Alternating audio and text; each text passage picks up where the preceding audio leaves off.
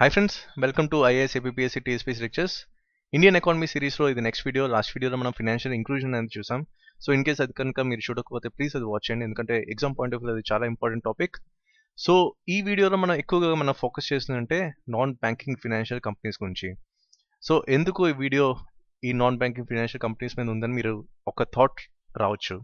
So లేటెస్ట్గా ఒక news వచ్చింది మనకి, ఏంటంటే ఈ నాన్ బ్యాంకింగ్ ఫైనాన్షియల్ కంపెనీస్ మన ప్రెజెంట్ పబ్లిక్ సెక్టర్ బ్యాంక్స్ కన్నా బాగా పర్ఫామ్ చేస్తున్నాయని ఒక న్యూస్ అయితే మనకు వచ్చింది. సో ఈ పాయింట్ ఆఫ్ వ్యూలో మనకి దీని మీద కొంచెం మనం కాన్సన్ట్రేట్ చేయాల్సిన అవసరం అయితే ఉంది, ఎందుకంటే పబ్లిక్ సెక్టర్ బ్యాంక్స్ యొక్క పొజిషన్ అనేది బాగాలేదు. సో ఇండియన్ ఎకానమీలో బ్యాంకింగ్ అనేది ఒక మేజర్ పిల్లర్ కాబట్టి దీనికి సంబంధించిన ఒక వీడియో చేయడం జరుగుతుంది.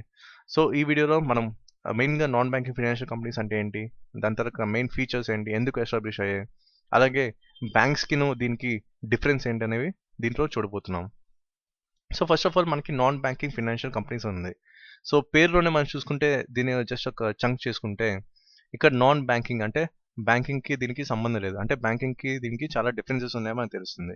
ఇక్కడ ఏంటి ఫినాన్షియల్ కంపెనీస్. సో మనకి ఒక కామన్ ఎలిమెంట్ ఏంటి ఇక్కడ, ఫినాన్స్. సో బ్యాంక్స్కిను ఎన్బిఎఫ్సిస్కి మనకి కామన్ ఎలిమెంట్ ఏంటి, ఫినాన్స్ అంటే క్రెడిట్ అనమాట, అప్పు. సో ఇక్కడ మనం ఆలోచించాల్సింది అంటే అసలు ఎన్బిఎఫ్సిస్ ఎందుకు స్టార్ట్ అయ్యాయి. ఫర్ ఎగ్జాంపుల్ మీకు ఒక లైవ్ ఎగ్జాంపుల్ చెప్తాను. ఇంతకుముందు మా తాతగారు ఊర్లో బ్యాంక్ అనేది లేదు, అంటే ఒక 15 years ముందు అనమాట. కానీ ప్రెసెంట్ ఒక 1.5 year ముందు అదే ఊర్లో ఒక బ్యాంక్ అనేది ఎస్టాబ్లిష్ చేయడం జరిగింది, స్టార్ట్ చేయడం జరిగింది. సో ఇక్కడ మనం ఆలోచించాల్సిన విషయం ఏంటంటే, ఇంతకుముందు అంటే ఒక 10 to 15 years బ్యాక్ మన చిన్నప్పుడు బ్యాంకింగ్ సర్వీస్ అనేది ఎక్కడ పెద్దగా లేదు. సో ఎక్కడో మండల్ హెడ్ క్వార్టర్లో ఒక బ్యాంక్ అనేది ఉండేది. సో ఇక్కడ చుట్టుపక్కల మనకి చాలా విలేజ్ అనేవి కనిపించేవి. సో హెవీ ఫ్లడ్డింగ్ మనకి ఆటోమేటిక్గా కనిపిస్తుంది. ఎక్కడో ఒక విలేజ్లో ఒక రైతుకి తన పంట వేసుకోవడానికి అప్పు కావాలంటే ఎక్కడో మండల్ హెడ్ క్వార్టర్ ఉన్న ఒక బ్యాంక్కి వెళ్ళి ఒక సేవింగ్స్ అకౌంట్ ఓపెన్ చేసుకొని ఆ తర్వాత ఈ క్రాప్ లోన్కి అప్లై చేసుకునేవాళ్ళు. సో ఇదంతా ఏంటంటే ఒక పెద్ద ప్రొసీజర్, దగ్గర ఒక 15 days పట్టేది యావరేజ్గా. సో ఇదంతా ఏంటంటే ఒక విలేజర్కి ప్రాపర్ అవుట్ రీచ్లో మనకి, అంటే ఒక ప్రాపర్ ఛానల్ ద్వారా దగ్గరగా మనకి కనిపించలేదు. సో మనకి బ్యాంక్ని ఈ విలేజ్ ఉన్న ప్రజలకి ఈ పెద్ద కమ్యూనికేషన్ గ్యాప్ అనేది కనిపించేది. సో ఇక్కడ మనం ఫోకస్ చేయాల్సింది ఏంటంటే రూరల్ క్రెడిట్ అనమాట. సో ఈ గ్యాప్ని ఫిల్ చేయడానికి ఈ NBFC non banking financial companies అనేవి స్టార్ట్ చేయడం జరిగింది. సో వీళ్ళు కాన్సన్ట్రేట్ చేసింది ఏంటంటే సెమీ అర్బన్ లేకపోతే రూరల్ ఏరియాస్ అనమాట. సో అక్కడి నుంచి మనకి ఈ నాన్ బ్యాంకింగ్ ఫైనాన్షియల్ కంపెనీస్ అనేవి స్టార్ట్ అయ్యాయి. అదే ఇన్ కేస్ బ్యాంక్ కనుక లోన్ ఇవ్వకపోతే ఆ రైతు మనీ లెండర్స్ దగ్గరికి వెళ్ళి, అంటే ఎవరైతే అప్పులు ఇస్తున్నారో వాళ్ళ దగ్గరికి వెళ్ళి అదే ఊర్లో దగ్గర ఒక 5 rupees 10 rupees ఇంట్రెస్ట్కి తీసుకునేవాళ్ళు. సో దీనివల్ల ఏంటంటే ఈయనకి ప్రాఫిట్ అవుతుంది. సో చాలా వరకు ఏంటంటే ఒక చేతిలోంచి ఇంకో చేతిలోకి ఈ మనీ అనేది ట్రాన్సాక్షన్స్ అనేవి జరుగుతున్నాయి. సో ఇది ఐడెంటిఫై చేసిన కొంతమంది మేబీ త్రూ డిలిజెంట్ పర్సన్స్ అనుకోవచ్చు, ఈ గ్యాప్ని ఫిల్ చేయడానికి through reasonable and affordable interest rates కోసం ఈ non banking financial companies start చేసినట్టు మనకి కనిపిస్తుంది. సో వీళ్ళంటే ఎక్కువ విలేజ్ మీద కాన్సన్ట్రేట్ చేశారు, అందుకని చెప్పి వీళ్ళు ఎక్కువ ఫోకస్ చేసింది అంటే విలేజ్లో ఫార్మర్స్కి, అలాగే స్ట్రీట్ వెండర్స్ ఎవరైతే ఉన్నారో వాళ్ళు, అంటే మనకి మార్కెట్లో చూస్తాం కూరగాయలు అమ్ముకునే వాళ్ళు, వీళ్ళు ఫోకస్ చేయడం జరిగింది. అంటే ఇక్కడ అప్ అనేది తొందరగా ఇవ్వడం జరిగింది. ఇదొక మెయిన్ ఎగ్జాంపుల్ మనకి ఎన్బిఎఫ్సిస్ ఎందుకు స్టార్ట్ అయ్యాయి అనేది. సో మనకి చూసుకుంటే నాన్ బ్యాంకింగ్ ఫైనాన్షియల్ కంపెనీస్కి బెస్ట్ ఎగ్జాంపుల్స్ ఏంటంటే మనకి Muthoot finance and Shriram transport finance. So ఈ రెండు ఎందుకు తీసుకున్నాను మీకు పర్ఫెక్ట్ ఎగ్జాంపుల్ మీకు లాస్ట్ మినిట్లో మీకు తెలుస్తుంది. సో మనం డైలీ మన టీవీలో యాడ్స్ చూస్తాం, అలాగే న్యూస్ పేపర్స్లో కూడా మనం ఎక్కువ యాడ్స్ చూస్తాం ముత్తూట్ ఫైనాన్స్వి.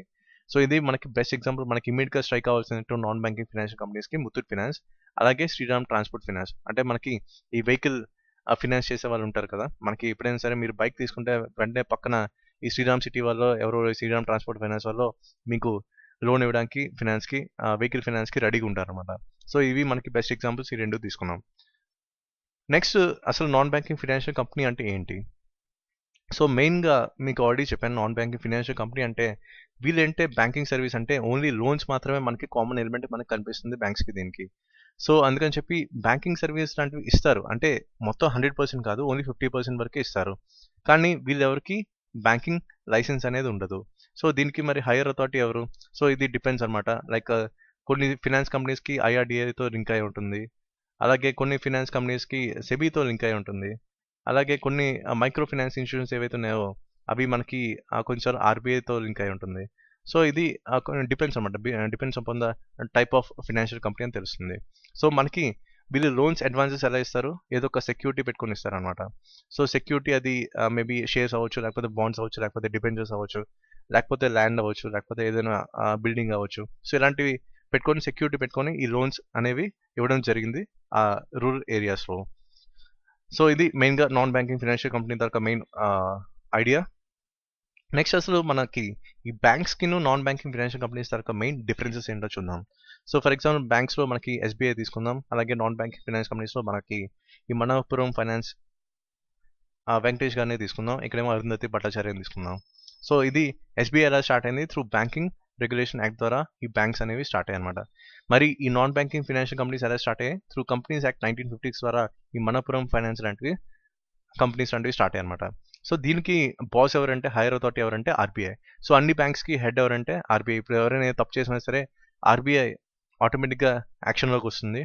అదే నాన్ బ్యాంకింగ్ ఫినాన్స్ లాంటివి ఏమైనా తప్పులు చేస్తే డిఫరెంట్ ఉన్నాయండి. ఆల్రెడీ మీకు ముందు స్లైడ్లో చెప్పినట్టు ఐఆర్డీఏ వస్తుంది, ఇన్సూరెన్స్ రెగ్యులేటరీ డెవలప్మెంట్ అథారిటీ, అలాగే securities and exchange board of India.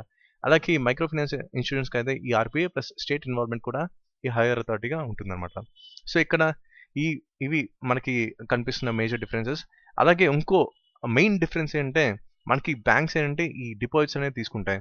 అంటే ఈ కరెంట్ అకౌంట్, సేవింగ్స్ అకౌంట్ లాంటివి ఓపెన్ చేయడం జరుగుతుంది. ఫర్ ఎగ్జాంపుల్ నేనైనా డబ్బులు దాచుకోవాలంటే డైరెక్ట్గా ఏదో ఒక స్టేట్ బ్యాంక్ ఆఫ్ ఇండియా వెళ్తాను, ఒక సేవింగ్స్ అకౌంట్ ఓపెన్ చేసుకుంటాను, అక్కడ డబ్బులు దాచుకుంటాను. కానీ ఇదే ఫ్యూచర్ మనకి ఇక్కడ కనిపిస్తుంది అంటే లేదు, కాసా అనేది లేదు. కొన్ని కంపెనీస్ ఉన్నాయి, అంటే ఎన్బిఎఫ్సి డి అంటాం, మీకు నెక్స్ట్ స్లైడ్లో చెప్తాను. అవి డిపాజిట్ టేకింగ్ ఎన్బిఎఫ్సిస్ కొన్ని మాత్రమే ఉన్నాయి. అది బ్యాంక్స్కి ఎన్బిఎఫ్సికి తరక మెయిన్ డిఫరెన్స్ ఏంటంటే కాసా అనమాట. అంటే కరెంట్ అకౌంట్, సేవింగ్ అకౌంట్ తరక డిపాజిట్స్.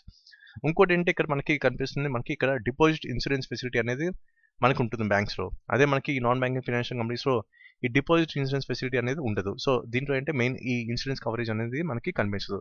సో ఇవి మెయిన్ డిఫరెన్స్ బ్యాంక్స్కి ఎన్బిఎఫ్సిస్కి. అయితే ఈ నాన్ బ్యాంకింగ్ ఫైనాన్షియల్ కంపెనీస్ అంటే టోటల్ 2 కేటగిరీస్ ఉన్నాయి. సో ఫస్ట్ కేటగిరీ అంటే మనకి ఎన్బిఎఫ్సి డి అంటాం షార్ట్, అంటే డిపాజిట్ టేకింగ్ ఎన్బిఎఫ్సిస్. అంటే మీకు చెప్పినట్టు కొన్ని ఫైనాన్షియల్ కంపెనీస్ అంటే డిపాజిట్స్ యాక్సెప్ట్ చేస్తాయి అనమాట. అవి అంటే ఓన్లీ 212 మాత్రమే ఉన్నాయి ప్రెసెంట్ ఆర్బీఐతో రిజిస్టర్ అయినవి. అయితే సెకండ్ కేటగిరీ అంటే నాన్ డిపాజిట్ టేకింగ్ ఎన్బిఎఫ్సిస్. అంటే వీళ్ళు ఏంటంటే వీళ్ళ కాన్సన్ట్రేషన్ అంతా ఓన్లీ ఈ క్రెడిట్ మాత్రమే ఉంటుందన్నమాట. సో ఇవి టోటల్గా మనకి 11,569, టోటల్ మనకి 11,781 ఇప్పటి వరకు, అంటే సెప్టెంబర్ స్టాటిస్టిక్స్ ప్రకారం మనకి ఆర్బీఐతో కనెక్ట్ అయి ఉన్నాయి ఈ ఎన్బిఎఫ్సిస్. అయితే మనకి డిపాజిట్ టేకింగ్ ఎన్బిఎఫ్సిస్కి బెస్ట్ ఎగ్జాంపుల్ ఏంటి? సో మనం చూసుకున్నట్టు ఇప్పుడు ఈ శ్రీరామ్ సిటీ యూనియన్ ఫైనాన్స్ మనకి డిపాజిట్ టేకింగ్ ఎన్బిఎఫ్సిలో మనకి బెస్ట్ ఎగ్జాంపుల్ అనమాట. సో ఇదే మీకు చెప్పినట్టు ఇప్పుడు present oriental bank of commerce కన్నా ఇది బాగా పర్ఫామ్ చేస్తుందని ఒక లేటెస్ట్ న్యూస్ అనేది ఉంది. అంటే ఇక్కడ ఏంటంటే పబ్లిక్ సెక్టర్ బ్యాంక్స్కి నాన్ బ్యాంకింగ్ ఫైనాన్షియల్ కంపెనీస్కి మెయిన్ డిఫరెన్సెస్ మనకి తెలుస్తుంది. సో వీళ్ళు కూడా మనకి చూసుకుంటే బ్యాంక్స్ లాగే వీళ్ళు కూడా డిపాజిట్స్ యాక్సెప్ట్ చేస్తున్నానికి ఇప్పుడు మంచి పోటీతత్వం ఇస్తున్నారు పబ్లిక్ సెక్టర్ బ్యాంక్స్కి. సో దీనివల్ల మనకి తెలుసుకోవాల్సింది అంటే పబ్లిక్ సెక్టర్ బ్యాంక్స్ కూడా తన పర్ఫార్మెన్స్ అంటే ఎఫిషియన్సీ మీద ఎక్కువ కాన్సన్ట్రేట్ చేయాలి. ఇప్పుడు ఏంటంటే ఫినాన్షియల్ ఇంక్లూజన్ ద్వారా ఎక్కువ ప్రజలకి మన చాలా దగ్గర అవుతున్నాయి బ్యాంక్స్ అనేవి. సో దీన్ని ఒక ఆపర్చునిటీగా తీసుకొని ఎక్కడ మనీ లెండర్స్ కానీ మనం చూసుకుంటే ఇంతకుముందు కాల్ మనీ లాంటివి కేసెస్ మనం చూసాం ఆంధ్రప్రదేశ్లో. సో ఇలాంటి కేసెస్ ఎక్కడ చూడకుండా ఈ బ్యాంక్స్ అనేవి టోటల్ కంప్లీట్గా ప్రతి వ్యక్తికి, ప్రతి ఇండివిజువల్కి దగ్గర అయ్యి వాళ్ళకి కావాల్సిన స్పెషల్ సర్వీసెస్ అంటే లోన్స్ కానీ, వాళ్ళ నుంచి డిపాజిట్స్ యాక్సెప్ట్ చేసుకోవడం కానీ ఇలాంటివన్నీ క్రియేట్ చేసుకుంటే ఒక కాంపిటేటివ్ ఎన్విరాన్మెంట్ క్రియేట్ అవుతుంది. అలాగే ఒక ఇండివిజువల్ డెవలప్మెంట్ కూడా మనకి స్టార్ట్ అవుతుంది.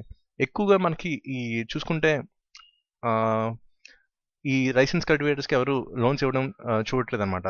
సో ఇక్కడ ఏంటంటే గవర్నమెంట్ కూడా ఎక్కువ, especially district collector, deputy collectors కూడా ప్రతి బ్యాంక్ వచ్చి విజిట్ చేసి ఈ లైసెన్స్ కల్టివేటర్స్ కూడా ఫైనాన్స్ చేయండి, లోన్స్ ఇవ్వండి అని చెప్తున్నా సరే కొన్నిసార్లు ఇవి ఎక్కడ ఎన్పిఐ అయిపోతాయని చెప్పి భయంతో బ్యాంక్స్ ఎవరికి రుణాలు ఇవ్వట్లేదు అనమాట. సో ఇదొక మెయిన్ డ్రాబ్యాక్ మనం ఐడెంటిఫై చేయాల్సింది. సో అది మనకి ప్రైవేట్ దానికి ఒక పబ్లిక్ సెక్టర్ దానికి ఉన్న తేడా. సో ఇది బెస్ట్ ఎగ్జాంపుల్ మనకి ఈ డిపాజిట్ టేకింగ్ ఎన్బిఎఫ్సికి ఈ శ్రీరామ్ సిటీ యూనియన్ ఫైనాన్స్ అనేది. నెక్స్ట్ అంటే ఈ నాన్ డిపాజిట్ టేకింగ్ ఎన్బిఎఫ్సి అంటే మనకి బెస్ట్ ఎగ్జాంపుల్ అంటే ముత్తూట్ ఫినాన్స్. సో వీళ్ళేంటి ఇలాగా ఎన్సీడీస్ అంటాం అనమాట. సింపుల్గా ఏంటంటే నాన్ కన్వర్టబుల్ డిబెంచర్స్ లాంటివి యాక్సెప్ట్ చేస్తారు. ఏదో ఈ 5.5 yearsలో ఈ డబ్బులు చేయొచ్చు, ఇలాంటివన్నీ ఉంటాయి అనమాట, స్పెషల్ స్కీమ్స్ లాంటివి. సో ఇది మనకి ఈ నాన్ డిపాజిట్కి ఎన్బిఎఫ్సికి best example. So that's it for NBFC concept, and thank you for watching this video, and please subscribe to our channel IAS APSC TSP structures. ఇది ఓన్లీ బేసిక్ వీడియో మాత్రమే, దీనికి link అయిన concept చాలా ఉంది, especially ఎన్బిఎఫ్ఐ గురించి మాట్లాడుకోవాలి. కానీ TSPSC group 2 next month ఉంది కాబట్టి వాళ్ళని దృష్టిలో పెట్టుకొని ఓన్లీ బేసిక్ థింగ్స్ మాత్రం కవర్ చేయడం జరిగింది. సో ఇది మనం ఐడెంటిఫై చేయాల్సిన ఏరియా. నెక్స్ట్ ఇంకా డీప్గా ఇంకొన్ని వీడియోస్ చేయడం జరుగుతుంది, కానీ అది ఇప్పుడు కాదు, ఒక 1 month తర్వాత కొంచెం డీప్ అనాలిసిస్ అనేది మీకు ఇవ్వడం జరిగింది. Just basic video, just basics తెలుసుకోవడం మాత్రమే ఇది యూస్ చేయండి. So thank you for watching this video.